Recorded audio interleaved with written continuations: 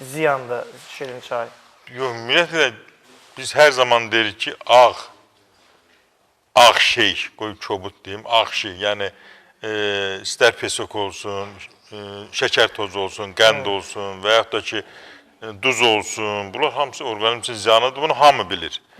Şəkər bu gün insanların böyük əksəriyyəti sürətlə şəkər xəstəliyi artır. Və bunun qabağında da sən hər gün nə verirsən, şəkər tozunun tərkibində heç nə yoxdur ki, sənə verir. Onu qəbul eləyən kimi nə olur?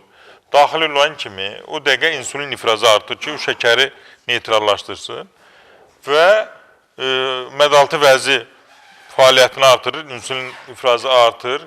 Son nəticədə kortizol hormonu artır və bütün orqanizm başlayır işləməyə, boş yerə yükə düşür. Ona görə də oradan da mədə şirəsi ifraz olunur. Özün demişən, iştah açılır. Sovet dövründə deyirsən, Sovet dövründə elə bir olan oydu da. Yəni səhər-səhər nə olmalıdır? Bu gün elə deyil. Bu gün seçim daha çoxdur. Bu gün qeyri-kulist elə bilərsən təbii.